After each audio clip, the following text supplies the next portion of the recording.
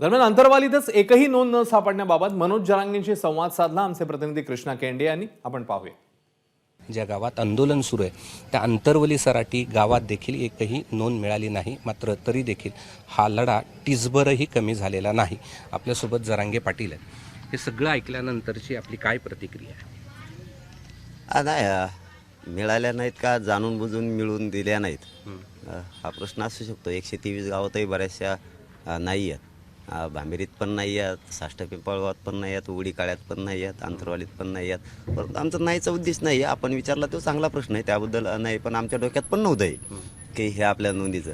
पण आम्ही नाही नाटत. जरी आमच्या नाही निघाल्या, राज्यातला समाज आमचाच मायबाप आहे ना, त्यांचं व्हायना कल्याण होईल म्हणून 1 इंचही कोणी मागं हटायला तयार नाही कोणीच. आज बघा समाज यांच्याही निघालेल्या नसल्या तरी समाज लोकांच्या लेकराचं तरी आपल्यामुळं कल्याण होईल म्हणून कोणीही मागं सरकारसाठी 1 इंच मागं सरकत नाही. तुम्ही बघा आता मुंबईकडं आरक्षण घेऊनच मराठी येते, यावेळेस मोकळे येत नाहीत. आता तुम्ही प्रत्येक भाषणात आमची लेकरं असं म्हणतात. मात्र जो तुम्ही लढतायत त्या तुमच्या सख्ख्या लेकराला सुद्धा त्याचा फायदा आत्ता तरी होत नाही. याचं कुठं शैल्य वाटतं? नाही अजिबात नाही. मग तर स्वार्थी झालो मी. स्वार्थी बनणार नाही. माझ्या समाजातल्या पोरांना मिळतंय ते लेकरं खूप वेदना सहन करायला लागले. 200पेक्षा जास्त बलिदान गेलेत. अंतरवालीत रक्त सांडलंय समाजाचं. हे वायाला नाही जाऊ द्यायचं. करोडोत मराठा एकत्र आला, उपाशी तापाशी मेला, पण मागं नाही हटला. आज मराठ्यांना नुसती हाक दिली. आज मराठे मिळेल त्या वाहनानं मुंबईकडे निघाले. काही तर म्हशीवरच बसून निघालेत. वाहनं मिळालं तर खरं आहे ते खोटं नाही आहे, ते विनोद बी नाही. हे काहीच नाही. 4-5 मला वाटतं 8 का 9 म्हशी येतात, मसाडीवरच बसून निघालेत. म्हणजे हे सोपं नाही आहे. हे सरकारनं लय गांभीर्याने घ्यायला पाहिजे. तुम्हाला सांगतो मी, आम्हाला कसलीच खंत याची का नाही की स्वार्थी नाही बनायचं. आम्हाला ठीक, समाजाच्या लेकराचं कल्याण होईल. ठीक. तुम्ही एक शब्द वापरलात की मिळू देत नाहीत. खरंच ह्या तुमच्या गाव असेल किंवा जिथं उपोषण चालू आहे ते गाव असेल किंवा इतर मिळू नाहीत म्हणून काही प्रयत्न केले जातात? नाही, आमच्याबद्दलच नाही म्हणत. गेवराई तालुक्यातलंच उदाहरण द्यायचं ठरलं तर अगोदर निरंक म्हणून अहवाल दिलेला आहे. आज त्या गेवराई तालुक्यातले 61 गावं सापडलेत.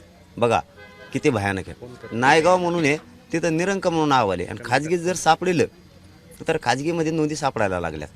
मग हे याचा असा प्रकार वाटतो की हे जाणून बुजून आहे. आमच्याबद्दल नाही म्हणत आम्ही, आमच्या नका सापडून देऊ म्हणा, पण आमच्या समाजाच्या लेकराचं कल्याण होईल. तुम्हाला नाही सापडू द्यायच्यात नका देऊ.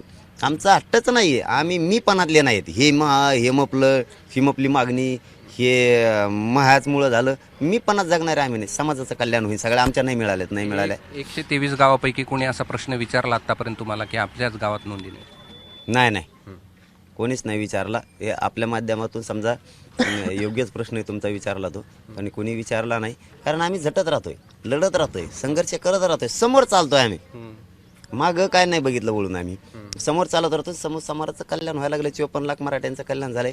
सगळ्यांचंच होईन. आता आमच्या जर नोंदी नाही मिळाल्या आम्हाला दुःख नाही आहे. सरसकट महाराष्ट्रातल्या मराठा समाजाला आरक्षण मिळणार आहे, त्यात काही दुमत नाही. कारण हा प्रश्न आमच्या डोक्यात नाही आणि असण्याचं काही कारण सुद्धा नाही. प्रामाणिकपणाने सांगतो, लढणार आम्ही मराठ्यांसाठी. ठीक आहे, धन्यवाद. हे होते मनोज जरांगे पाटील. आणि त्यांचे सगळं वाक्य ऐकल्यानंतर एक पुस्तकाची आठवण होती, ती म्हणजे कोण्या एकाची धरणगाथा.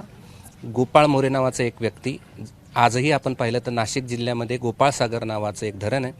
ज्या व्यक्तीनं हे धरण व्हावं म्हणून पायी दिल्लीला गेले. वेळप्रसंगी आपल्या बायकोच्या गळ्यातील मंगळसूत्र विकलं. इंदिरा गांधी पंतप्रधानांच्या घरी कित्येक दिवस ते या ठिकाणी दारात बसून होते. शेवटी धरण झालं, मात्र त्यांचं गाव धरणाच्या लाभक्षेत्रात आलं नव्हतं. तसंच काहीची स्थिती मनोज जरांगे पाटलांची या ठिकाणी झाल्याची आपल्याला परिस्थिती पाहायला मिळते. मात्र ते टिसूभरही या लढ्यातून माघार घ्यायला तयार नाही. कॅमेरामन धनंजय दारुंटेसह मी कृष्णा केंडे, ABP माझा, अंतरवली सराटी, जालना. ABP माझा, उघडा डोळे बघा नीट.